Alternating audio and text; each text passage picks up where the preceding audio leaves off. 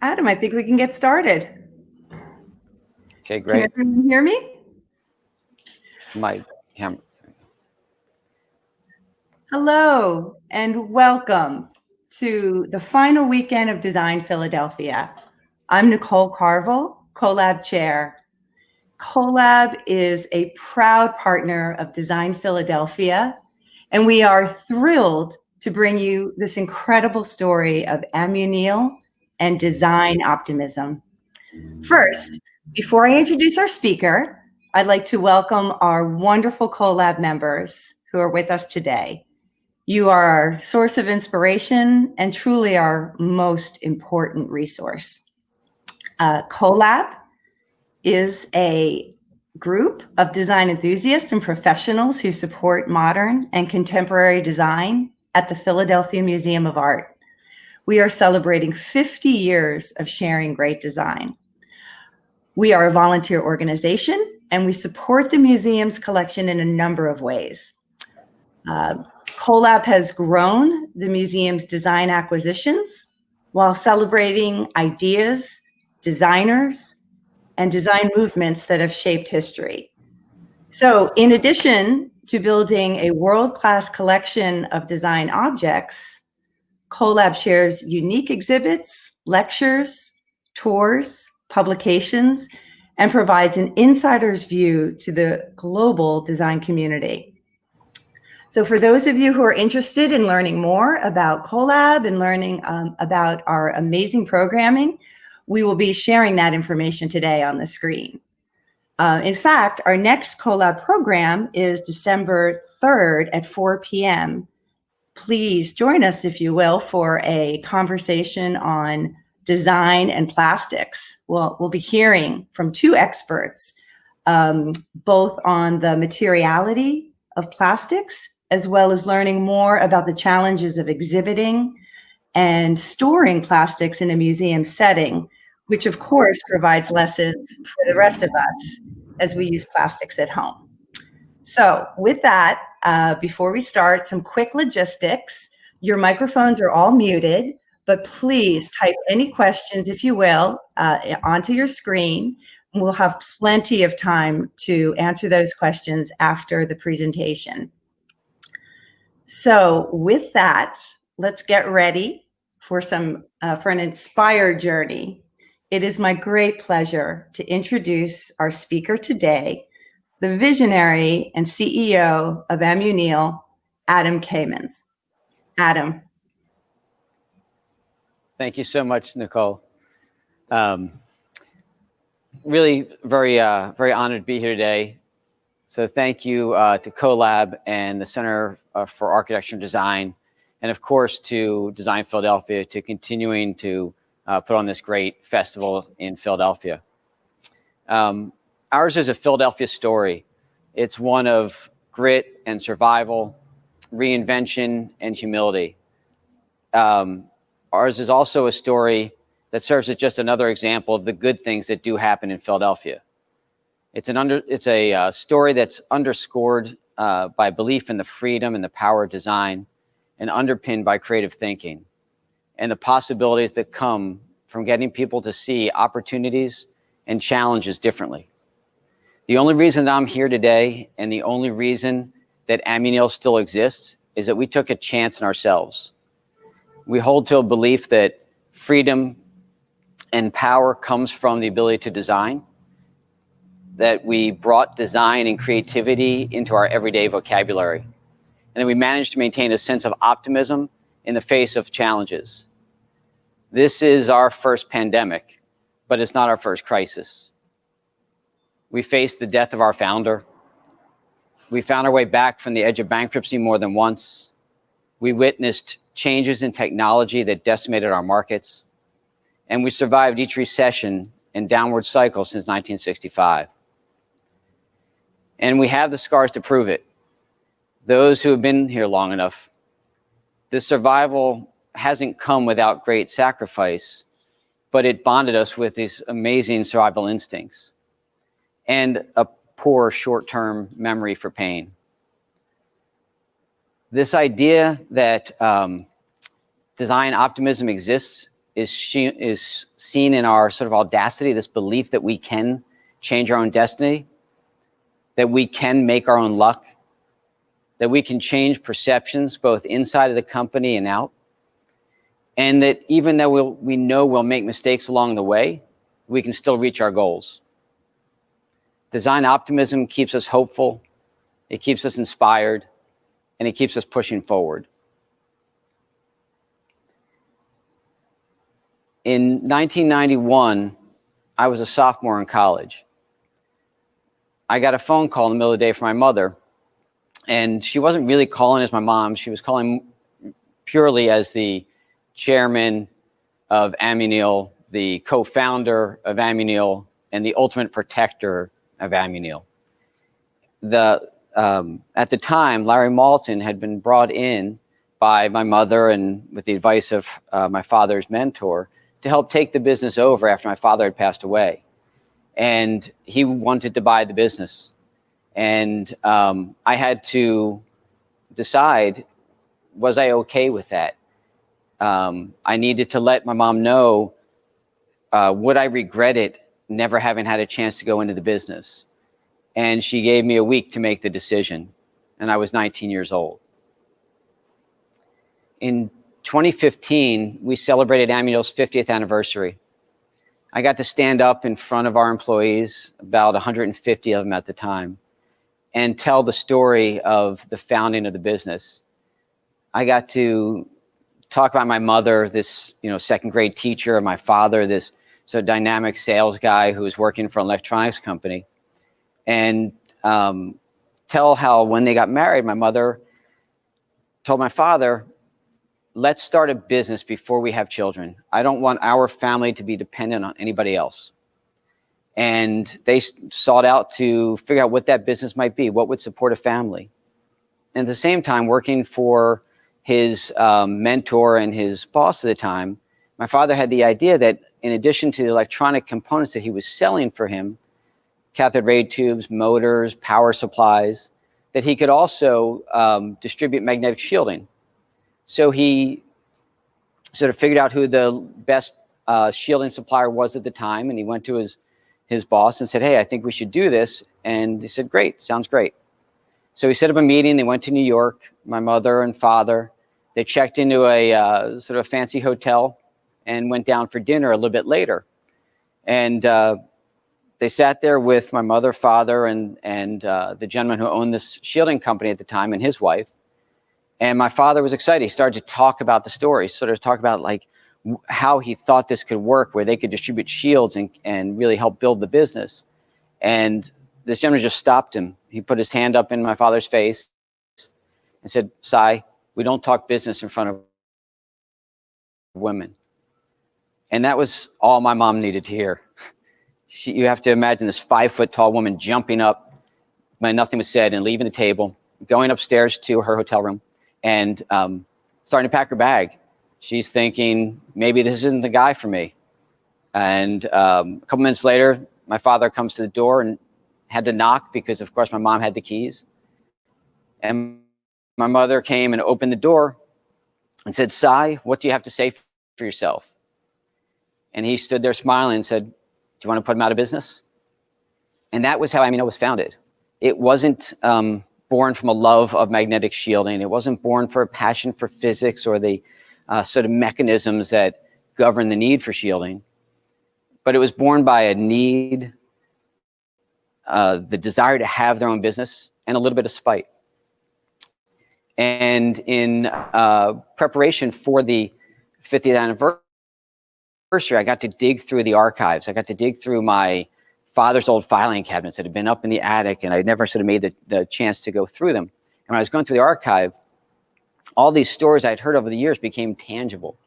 I saw these 3x5 index cards that were sent out. My father's mentor let him send out a survey in every shipment to find out if people were needing shielding, if they made their own, or if they bought them, if they had any interest, how much were they spending on them a year. And they compiled enough of these that they felt comfortable writing a business plan and getting a small business administration loan application in. and I got to see the application. I saw the budget. I saw these, you know, everything on this list for all the tools, equipment, including used typewriters and used adding machines that they were going to need to start this business. And they got their loan and they rented the back of a warehouse and they started Amuneal. And they started it really from the ground up. And it wasn't easy because even though they had to learn everything, the hard part was learning how to find customers and learning that in shielding, nobody's looking for you. They only find you when their products aren't working. And it took almost a year to get their first client. And in that time, they got evicted from their apartment. They had to make a decision whether to abandon this plan or to stick with it. And they moved into the back of the warehouse, my mother, my father, their dog, and eventually got their first client. And with that client came another. And ultimately, my mother was able to leave the business and start the family. And I got to tell the story, and I got to sort of tell it in front of all of our employees, in front of my mother, and our employees who maybe hadn't been there that long, who hadn't even met her, got to hear this incredible story and understand why when we talk about things at Amuneal, we talk about them as being a family. We talk about this sort of dedication and passion for what we do. And I think at that moment and being surrounded by the artifacts and my mother, they understood why it always does feel so personal. When I started full-time in 1993, I really didn't have any idea what was in store for me. I started as a sales engineer, and I was working to learn the business, and I was calling on customers we had lost since my father's passing. In those days, we had been put into secured lending by the bank. We had to learn some really difficult lessons, and one of them is a lesson everybody should learn. You need to sell more, make more money than you're spending. It's a pretty basic equation when you look back on it, but it was one that we had a hard time with. And in my first 3 months, you know, we weren't able to make payroll, and our credit line was maxed out. And I started to learn what real fear felt like. And we were given two choices by our accountant. We either had to increase revenues very quickly or decrease expenses very quickly. And we didn't know how to increase revenue quickly. That was always our challenge. So after some deliberation and a bunch of sleepless nights, we ended up laying off 60 out of our 90 employees. And these were employees that I had known since I was a child, going to visit my father at work. I was 23 years old, and I was changed forever.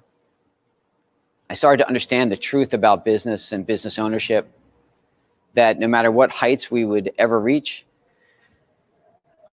I still remember those days so vividly.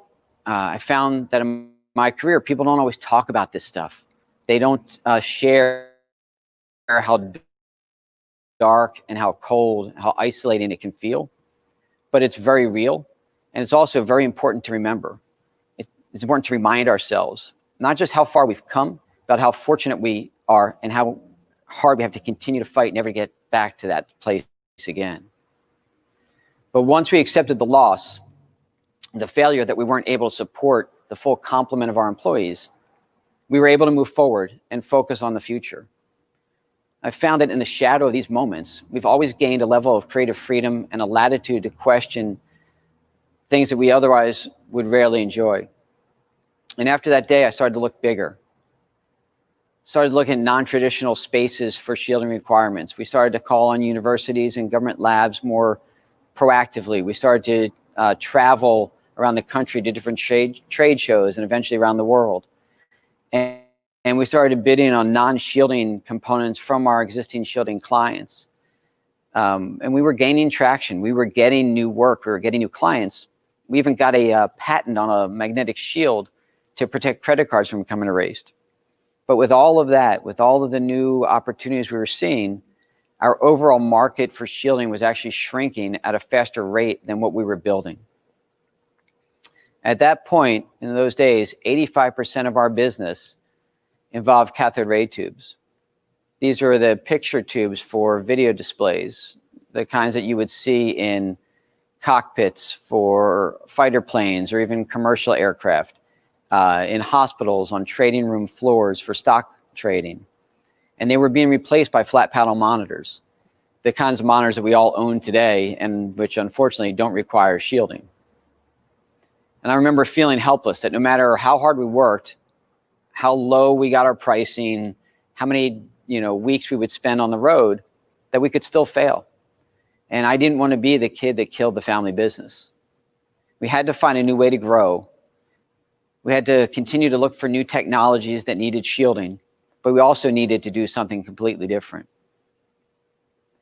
I found sort of in my path that when the student is ready, the teacher appears. And in this case, it came in the form of a statement on a friend's website. And I remember being at home, sitting at my desk, checking out his website, and reading along this whole list of things that inspired him was this notion that creativity drives commerce. And it resonated with me. This idea that we had to think more creatively, not just bigger, but maybe completely differently than we had thought about ourselves before. Maybe beyond looking at ourselves as just a shielding fabrication company, we had to look at what we were truly great at. And we had to think about the core competencies that we really did possess. This idea that we could manufacture these incredibly tight tolerance components that would fit into already existing envelopes, that we could spend all of this time and quickly engineer things, because when our customers would come to us, it was typically because their products were already failing and we were what was holding them up from going to market. So we learned to engineer quickly. We learned to engineer complex assemblies for low quantities. And we started to look at that unique set of skills, and it hit me that there were other markets that we could take that to. And I sat and started to write a business plan. And the heading on the plan was growth through diversification. This idea that we could take these core competencies and take them to other diverse markets, markets that would have different economic cycles than magnetic shielding, and different ways of doing business in terms of the speed to market. I wrote about fabrication for the retail industry, for hospitality, for commercial offices and high-end residential spaces. And I wrote it with such conviction that at the end I was like, oh, this is obvious. This will be a straight path to success. But there was just one problem, right? We had never made anything other than a magnetic shield before. And we didn't have any way to show our capabilities, not even to start a conversation. So that became our first problem to solve. This idea that we had to create our own narrative. We needed tangible proof of our capabilities. We needed a product. So I reached out to some friends and asked for their help and said, listen, here are the things we can do. Here's the equipment we have, the types of things we can make, but can you help design some furniture for us? And they came back and we got into action, and we started to make a line of furniture. And looking back, it looked a lot like what you would think a magnetic shielding company might make for furniture as a first go-round. But it worked. With that furniture line, we were able to get into small regional furniture shows. We were able to start to see some level of success. And in those days, success was measured by getting orders. And we would come in after the weekend, and there would be, unroll this fax paper,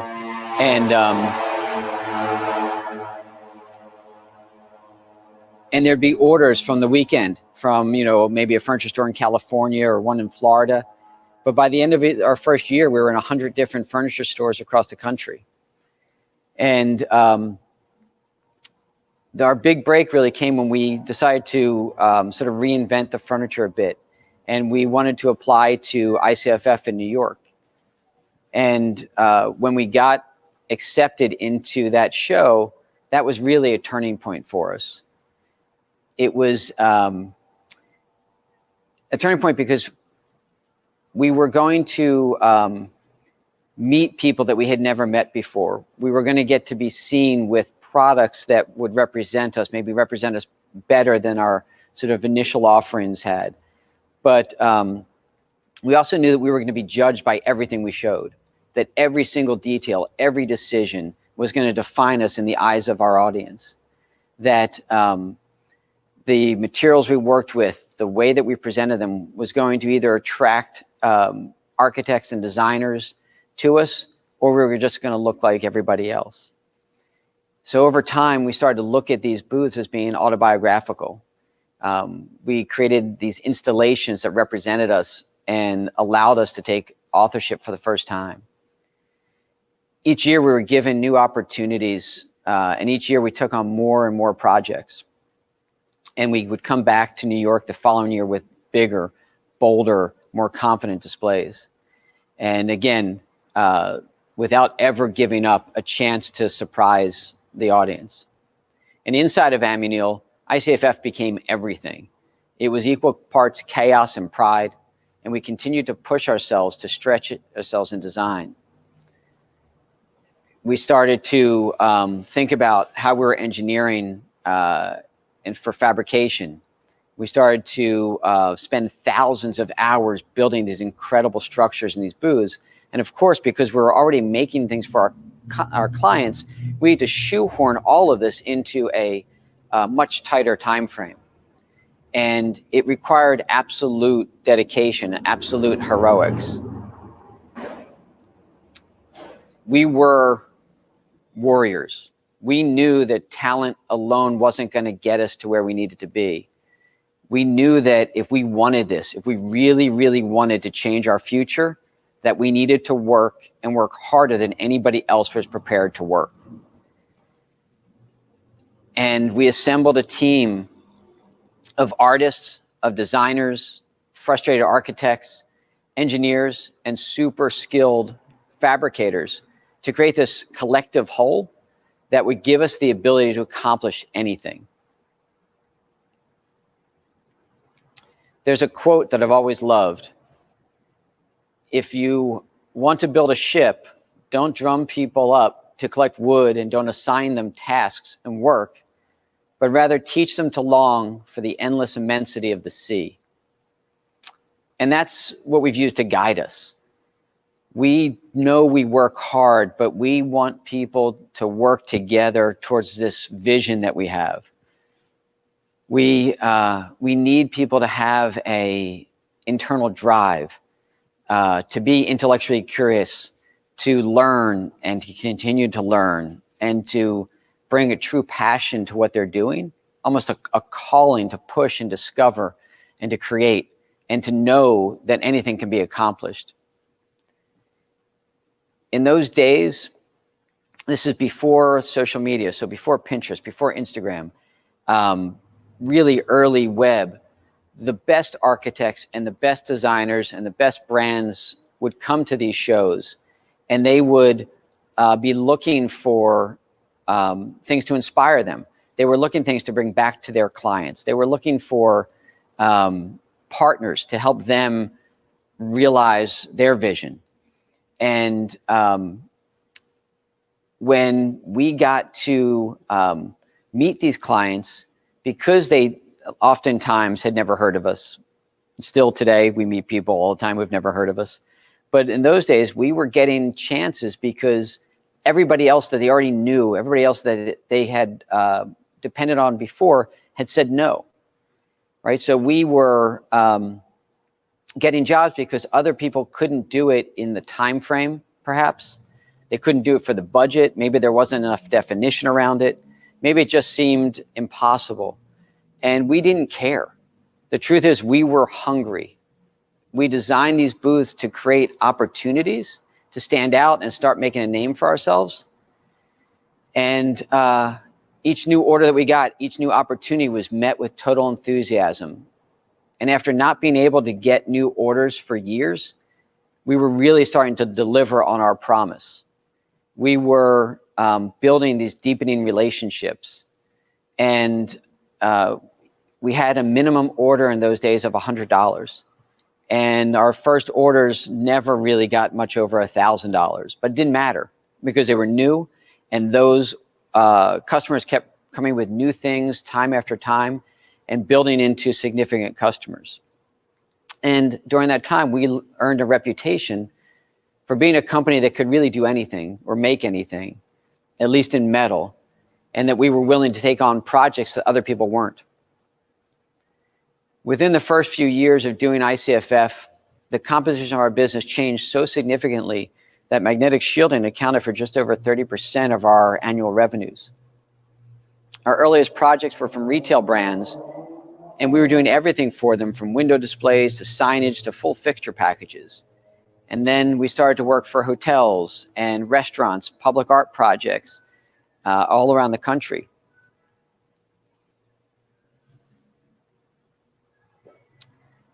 There's a quote from Richard Branson that if somebody offers you an amazing opportunity, but you are not sure if you can do it, say yes, and then learn how to do it later.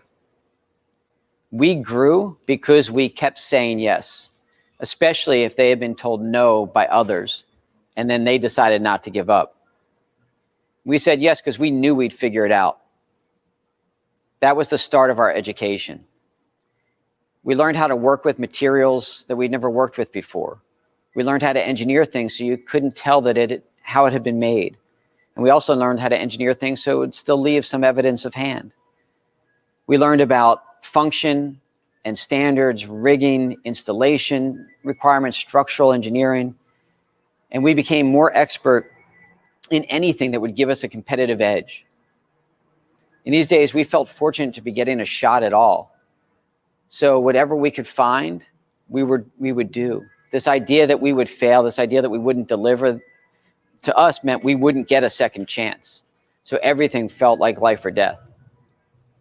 When we heard that people were upset with a lack of sort of authentic finishes in the marketplace, things that would make their products feel right in their space, we started to put our focus there.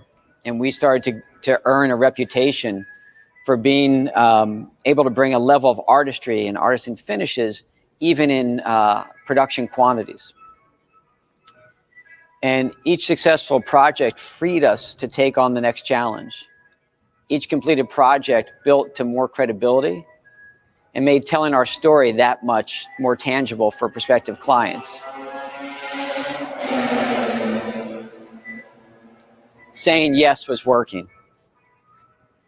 By 2008, Amuneal was named to Inc. magazine's list of fastest growing inner city businesses. They described us as making shields for space shuttles and furniture. And honestly, that was about right at the time. You can't use up creativity. The more you use, the more you have. Maya Angelou. We were learning so much. By our second or third project, for a client, they would bring us into the projects during the design ideation phase. I think that we were there just to keep them out of trouble, from a material perspective or what was going to be possible from budget, but we were just happy to be there. We listened.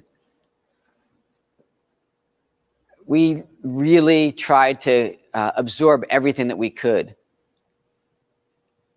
If they made a reference that we didn't understand, if they talked about a hotel they'd visited, a brand that we didn't know, an architect or an artist, a fashion designer, after that meeting, we would research it.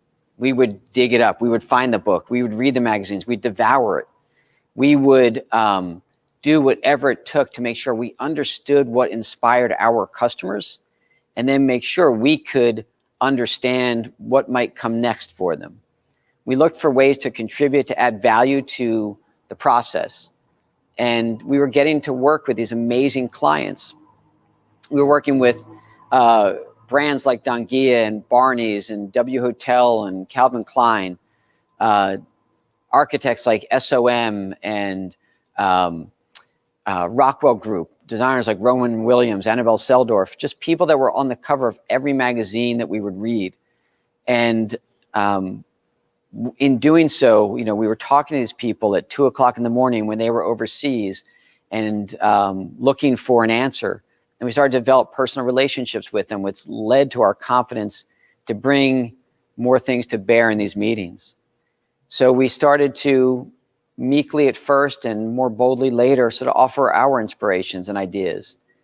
We would find treasures at flea markets and we'd bring them back thinking, oh, maybe they needed to be buffed and repatinaed. And we'd bring, photos of old machinery details or maybe a knob from a microscope.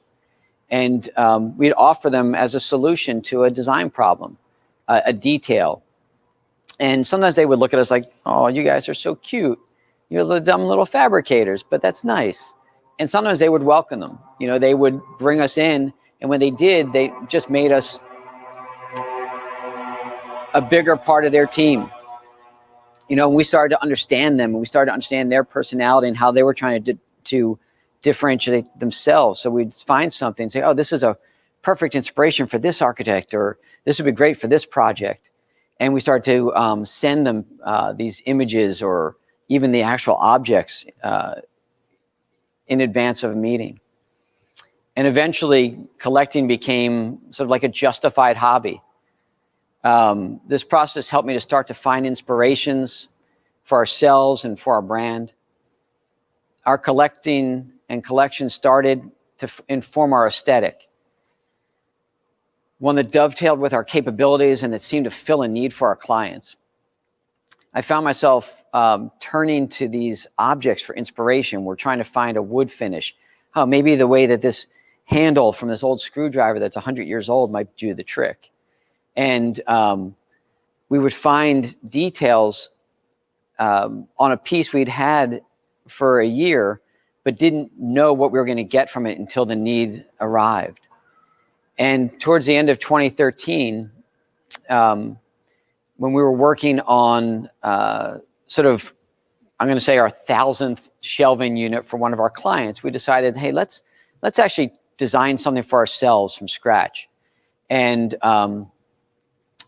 we started to think about a system that could be ours, that would make sense with the things that inspired us, this sort of affinity for mechanisms and authenticity materials and things that were pragmatic and still beautiful. And we had two requirements when we started to design this. One was that it needed to be flexible. It needed to be able to be, morphed and changed for our different clients and different applications. And the second was that it had to be really easy to style and curate. So I started to do some sketches and met with my team, and they started to do better sketches. And then we got to a good place and we went out and started to 3D print these components. And this is all in one day. And then by the end of the day, we had our first mock-up, mocked up with, raw steel tube and 3D printed fittings. But we stood back and there was the first version of our collector shelving system. And we ended up building some. And we didn't have a customer, obviously, but we built them for ourselves and we took them over to a building that I had on North American Street in Philadelphia. And we did a photo shoot. And we, brought this sort of machine brass shelving unit into this beautifully romantic raw space. And we brought the requisite design books, because you have to have design books when you're styling for a photo shoot, and some of our found objects. And we started to style these, and the shelving systems looked beautiful and the space looked great. And I looked at it as the light was coming in through the windows and thinking, God, maybe this is what we should be doing. Maybe having a space where people can come see our products, or where they can accidentally see them, could be more powerful, or as powerful as what was happening for us at ICFF in 4 days out of the year. Maybe this is something that could happen 365 days a year. But we only had one product. And I knew that an Amuneal showroom at that point would have felt premature. They would have all felt sort of one note. And at that point, I'd met some other sort of like-minded designers, makers, business owners in Philadelphia that, unlike people I had met earlier in my career, this group were really sort of kindred. They were inspired by the same things that we were inspired by, not just in terms of aesthetics, but in terms of the way we were trying to live our lives and the way that we wanted to run our businesses. And as we started to drive that 15-minute drive from American Street back to my office at Amuneal, I made a call, made 2 calls or 3 calls. I called Robert from Robert True Ogden and Lostine. I called Brian Foster and Ernie Seskin from Groundwork Home.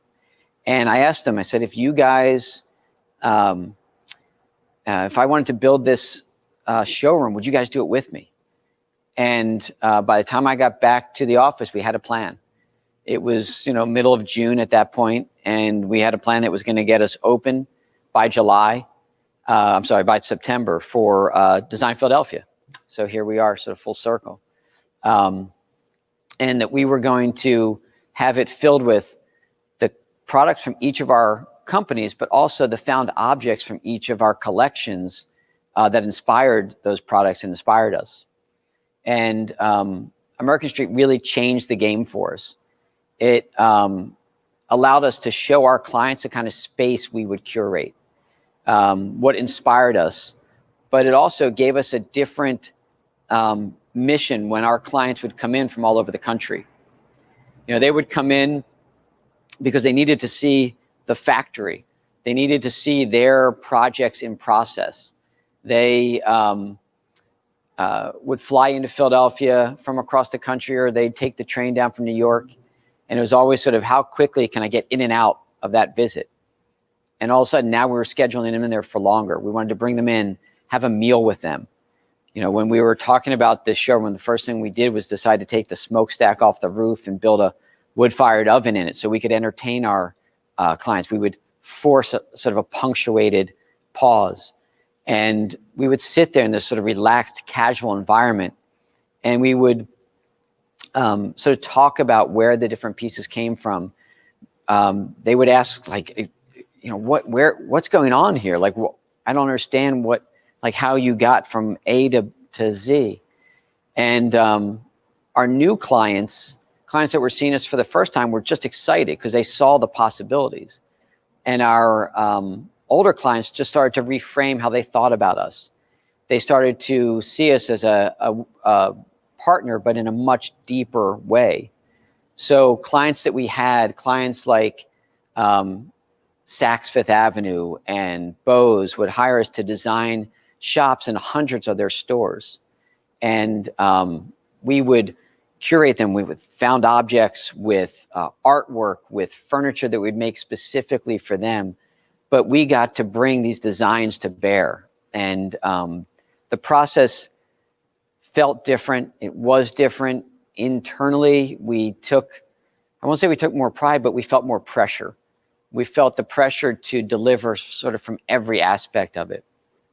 And it also gave us a chance, American Street, to meet local designers, because we had never really been able to connect with the local design community. And that was the first time that we got to meet them, share experiences with them. We got to promote other local artists, other local designers. So it was a way to sort of feel much more connected, not only to what we were doing, but where we were doing it. And at the same time, my wife, Kim, and I started to work on the renovation for our home. And we weren't going to do that without our, longtime friend and sort of local design treasure, RJ Thornburg. And the 3 of us started to work on the design of the house together. And as RJ started working on the sort of the plan in the space and the programming, and started to pull inspirations, we realized that this had to be a sort of a lab.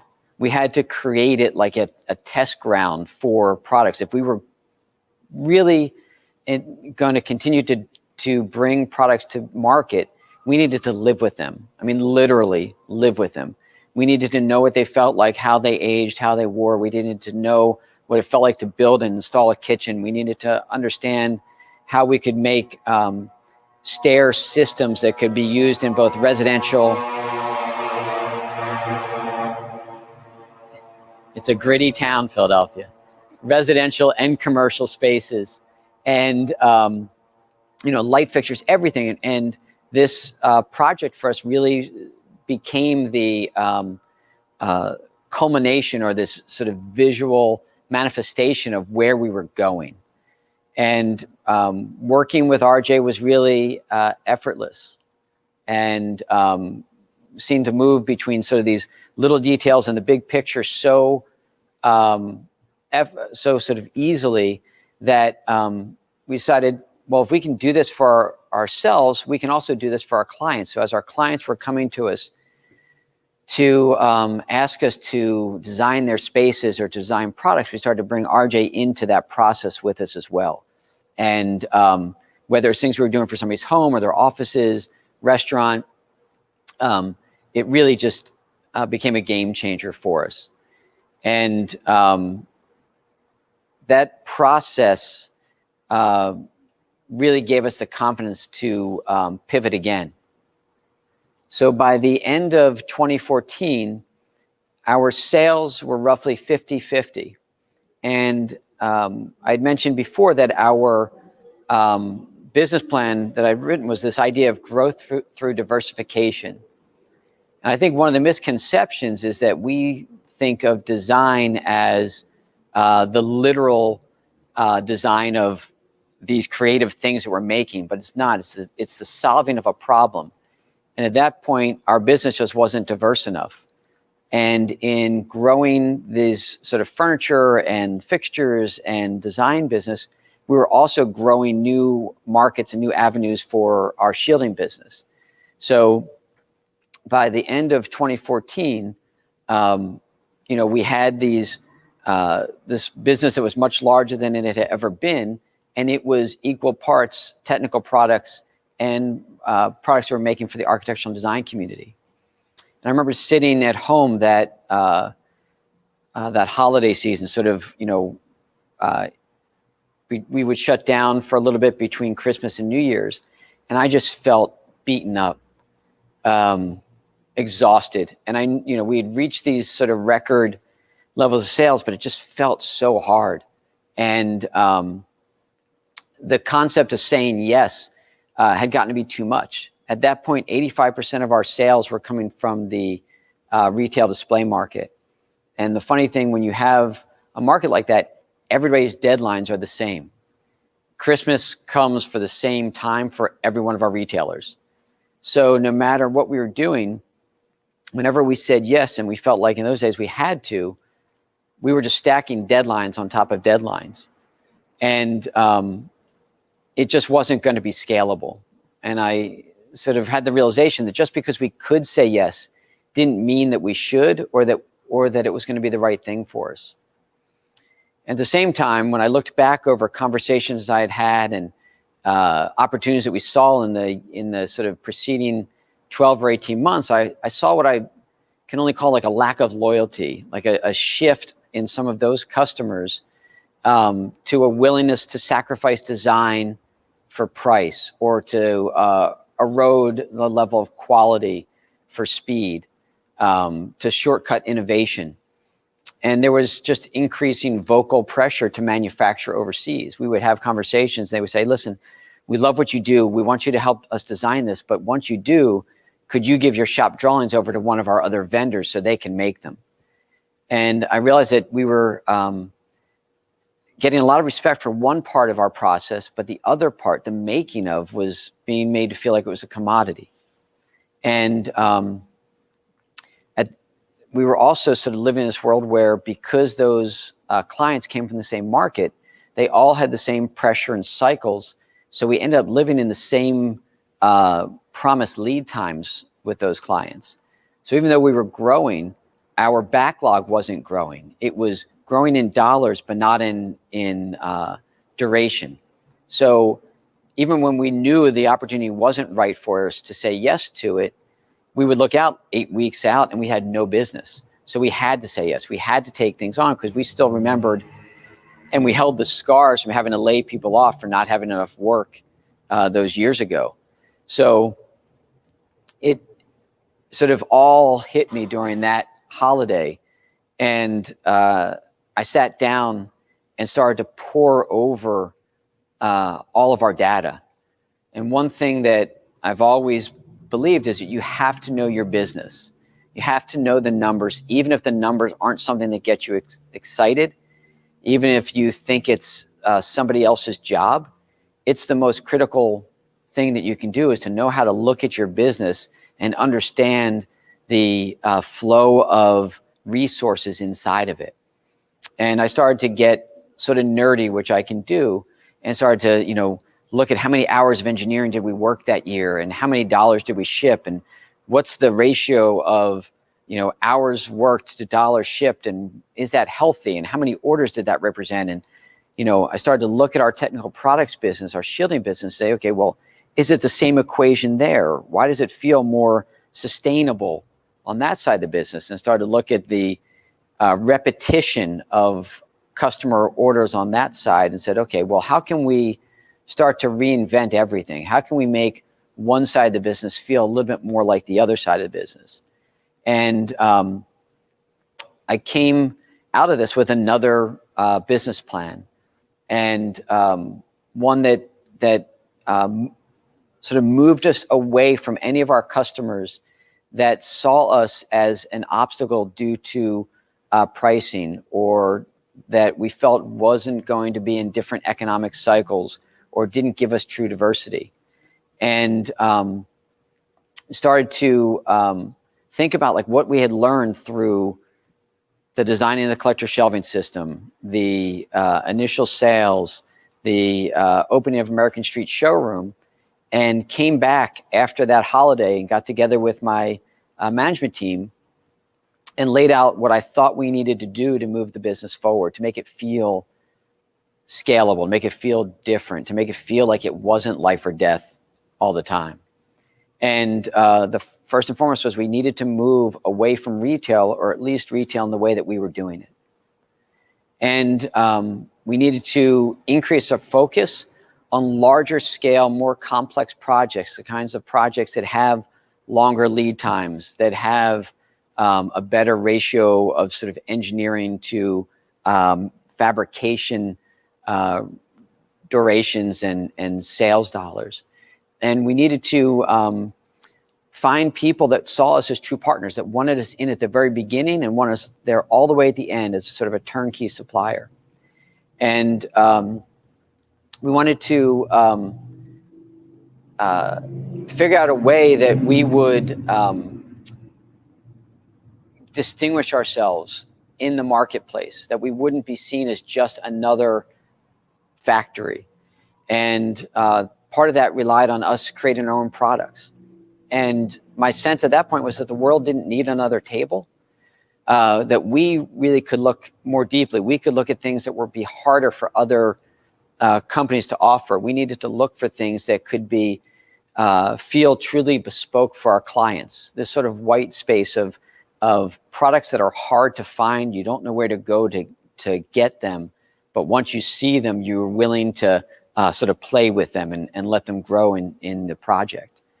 So we set off once again to reinvent the business and to take those lessons that we had learned and to double down on this idea that creativity does drive commerce, that we needed to design the kinds of products that we wanted to sell and that would continue to differentiate us, make a name for Amuneal in the marketplace, and that would attract the types of individuals, the types of employees that we needed to find, that wanted to be challenged every day, that wanted to make a difference and wanted to make items that they could be proud of. And later that year, we won our first award for product design from Interior Design Magazine for our collector shelving system. And we were pretty proud. And we were probably happier than anybody else in that room, and felt probably more out of place than anybody else in that room. But it was significant for us. And it made us a little bit more comfortable taking authorship. And it made some of those relationships that we were looking for with these other design firms for these larger scale projects a little bit easier, because now they had maybe heard of us. Now we were showing up on their radar for where they turn to for design inspiration and advice. And in 2016, we ended up publishing our first catalog, and we converted a small space in our New York sales office into something that felt a little bit more like a showroom, where we could bring more of our pieces together into one space and show them to prospective clients. And then in 2016, we also won another award, this time for our brass kitchen for Best of Year. And that's, that was sort of the recognition and the endorsement that we really needed. And, when I think back about it, we were super nervous. And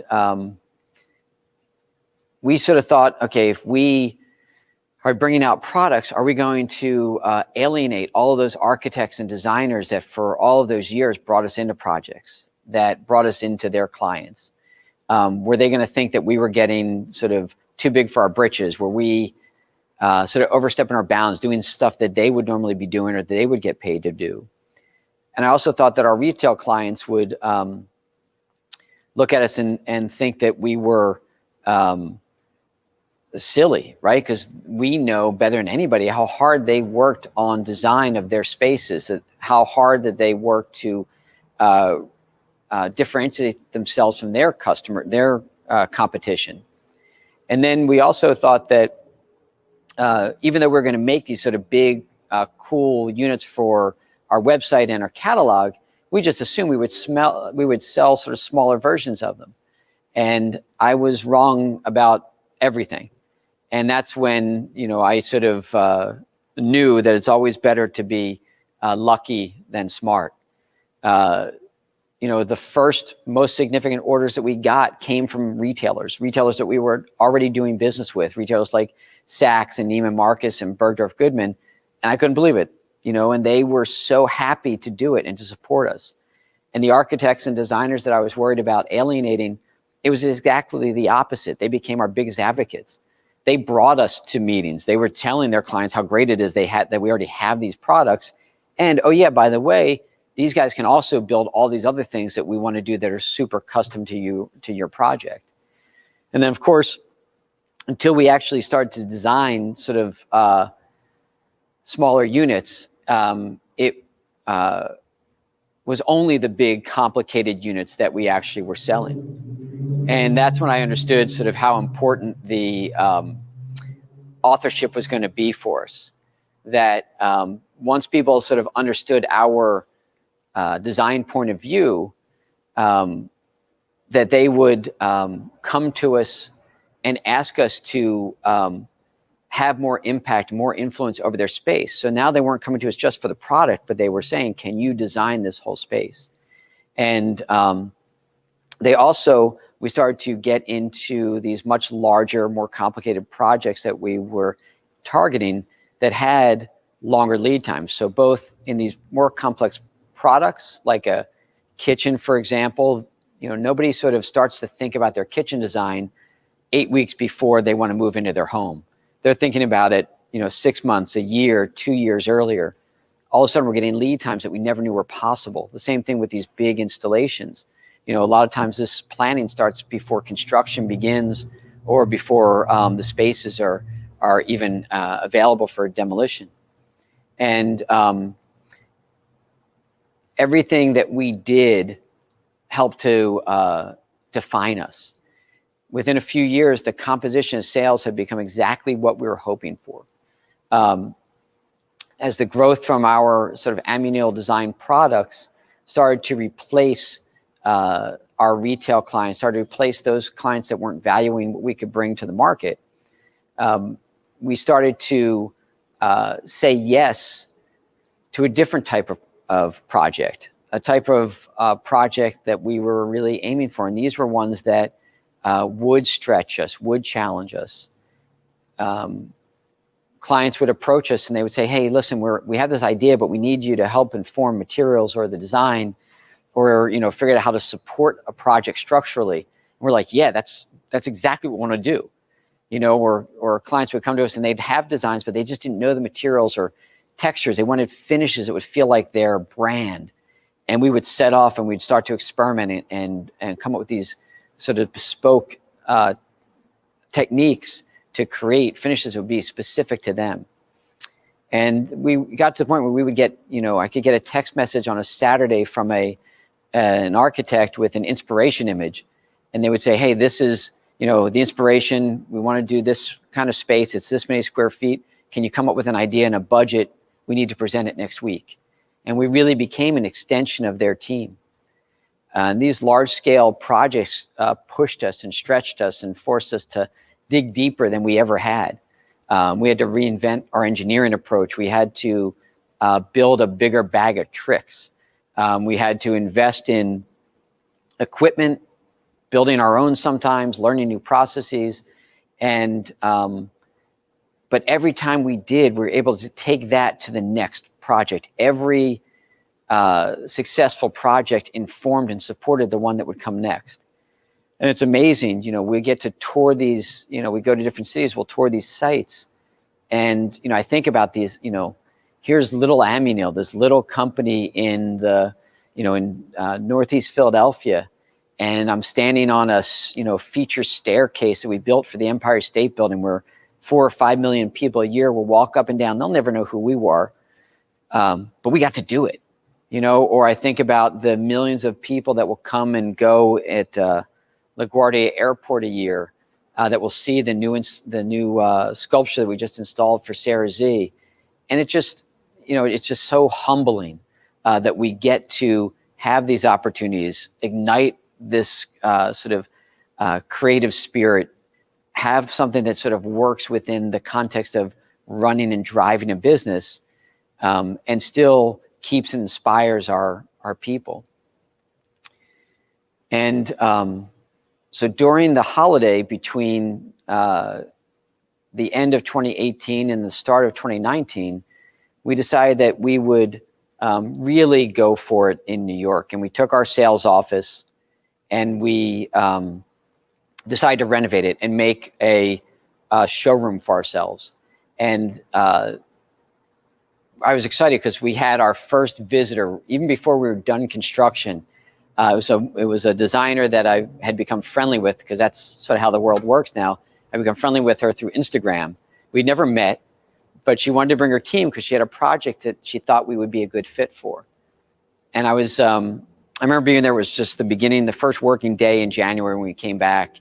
And we were excited we were there. We styled the showroom, cleaned it up. We had food, of course. And she came in and she just started sort of walking sort of feverishly through the space. And she was raving about the work. And she was telling me how great it was, which we love to hear. But she's also sort of berating me. And she's saying, what the hell are you guys doing here? Who's going to see you in this nondescript office building? It's like, if you're serious about these products, if you want people to see them, if you want people to know who you are, you've got to get into one of the design centers. And, you know, I'm thinking to myself, God, well, you found us. And I'm also thinking, we just finished construction. You know, like we just got done. But she was insistent.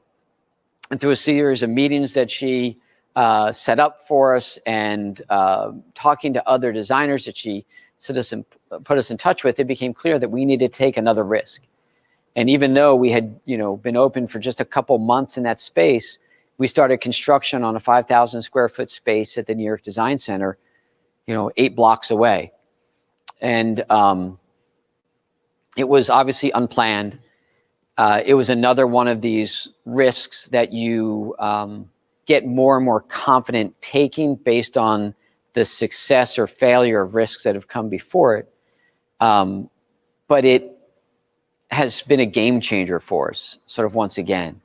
And it's provided us a steady flow, honestly, of people who either had seen us but didn't understand what the full complement of what we could do, or people who had never heard of us, that couldn't believe, you know, that we even existed, and that we have to still pronounce our name for 2 or 3 or 4 times until they get it.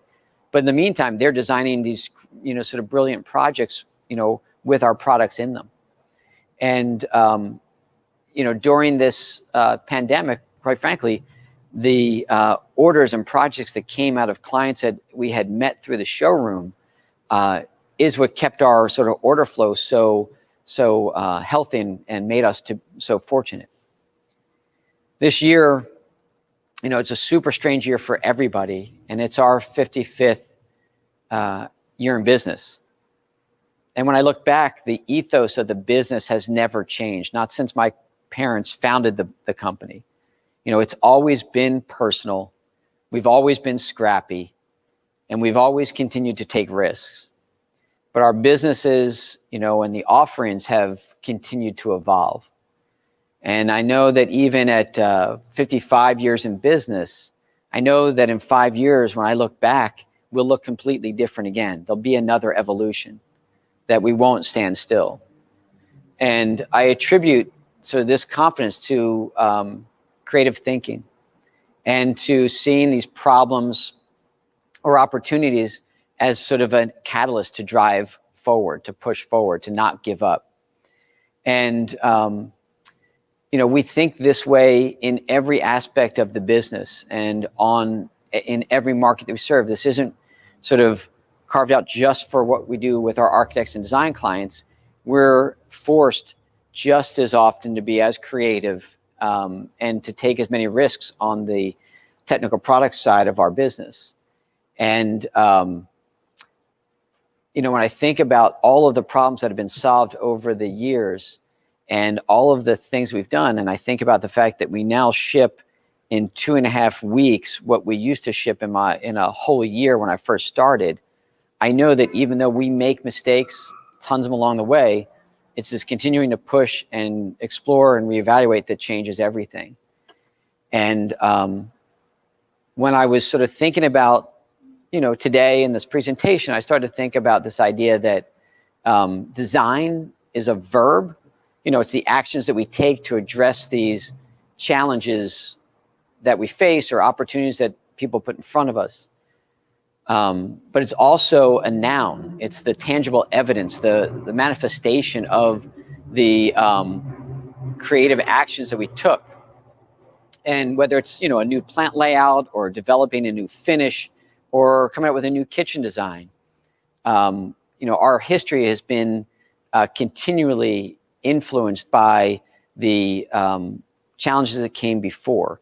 The more successful the preceding sort of challenges have been, the more successful the solutions have been, the more successful the designs have been, the more willing we are to take the next risk.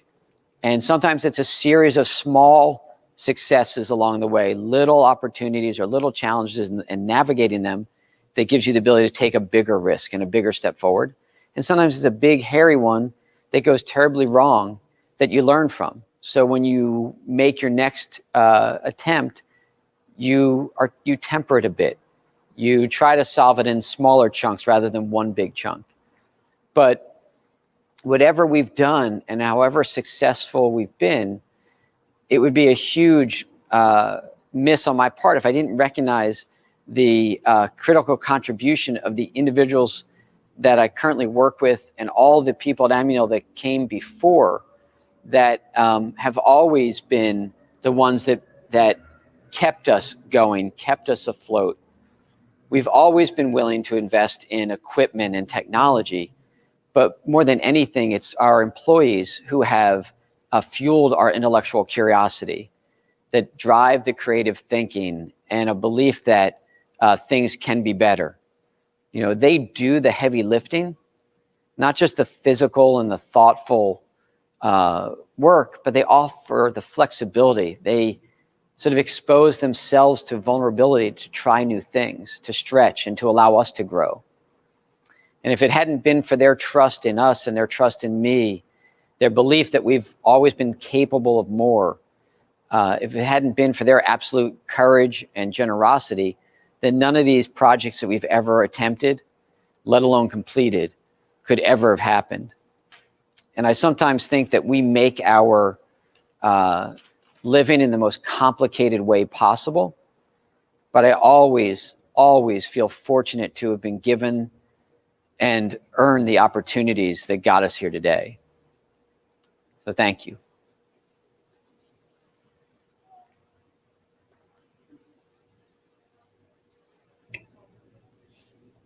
Adam, thank you.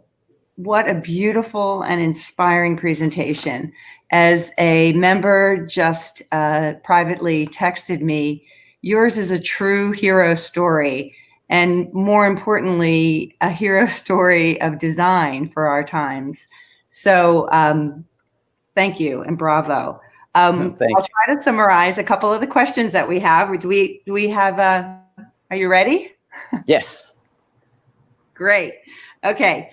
The first question is, let me get this together. What was one of your most memorable projects, and why was it so memorable? It's funny, you know, we talk about it inside all the time. The most memorable ones are the ones that are right in your rear view mirror, right? So we just had the sort of good fortune and opportunity to work with Sarah Z, who's an artist, fantastic artist, and she's become a good friend. And we started working with Sarah maybe 15 years ago on a big installation. And every time it's gotten sort of more and more challenging, and the process is more and more inclusive. So we just installed a 50-foot tall, 26-foot in diameter sculpture for her at LaGuardia Airport. And it was, I think it stands out for me for a couple of reasons. One is it happened sort of right in the middle of COVID. Yeah. And, so from a personal point of pride in sort of like who we are and how our team works, Governor Cuomo's office through the Public Art Fund reached out and asked us if we would be willing to complete the installation while we had a shelter-in-place order. And they reached out to Governor Wolf's office and got us an exception if our team was ready. And our team sort of made a list of what they felt they needed in order to keep them safe. And there they were in the middle of all the chaos and uncertainty of what was going on in the world. And so that, mid-April and May timeframe, up installing this piece of art, right? So this thing that has no function but to make other people sort of think or appreciate beauty. And that's where their focus was. And I thought that was sort of amazing. And then just the fact that we got to do it and, get to work with Sarah again is just, it's sort of a gift that way. It's a dream project. I can't wait to go visit it. I would already be there if I could be. More questions coming in. This one from Doug M. What project do you dream about? If you could wish for a project of a lifetime. You may have just described it. It's funny.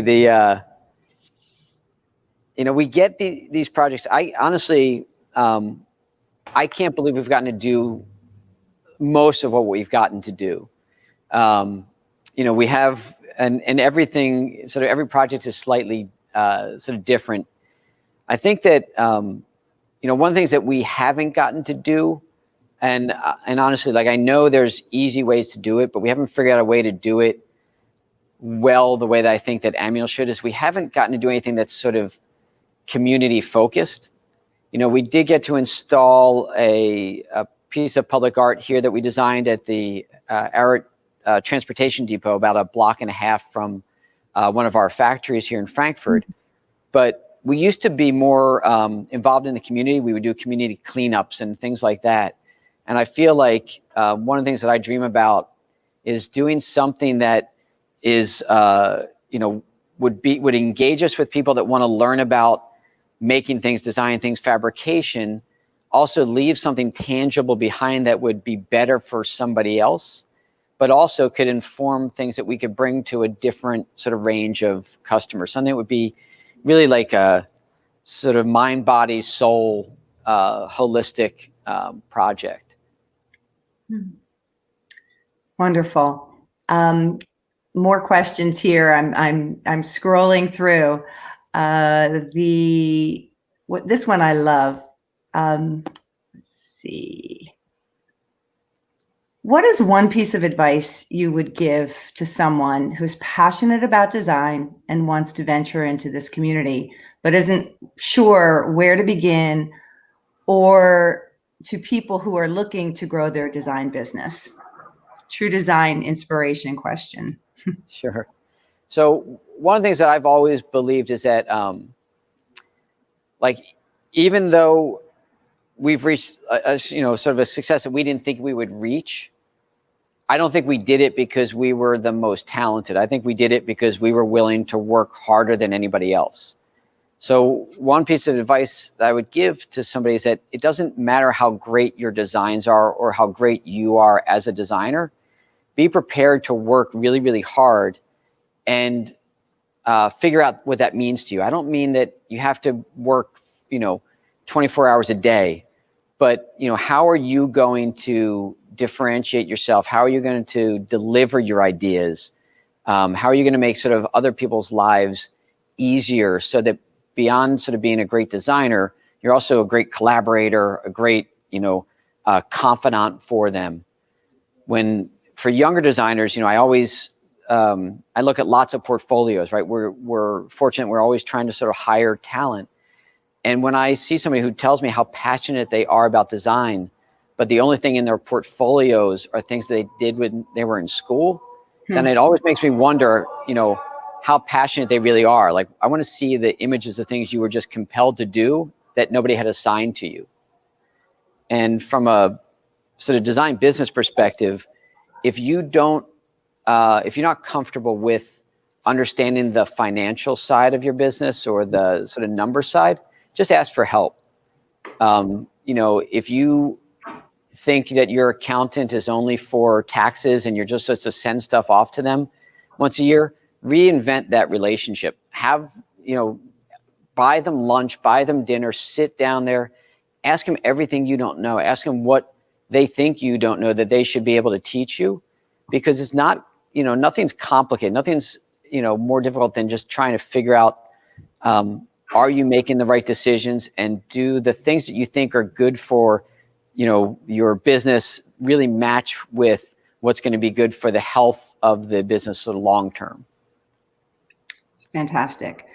All right. I know we could all talk with you for the rest of the afternoon, but I'm going to wrap up this with one last question. And that is from Carrie F. If your dad was still around, do you think he'd still be working in the factory? I don't know. I think about that a lot. I was 15 when my father passed away. And before he passed away, we used to spend our time, like our father-son time was blowing glass. And I think more about whether he would have wanted me to come into the business in the first place, whether he would have wanted me to go off and do that thing, or to take some other freedom that maybe him being in the business would have afforded me.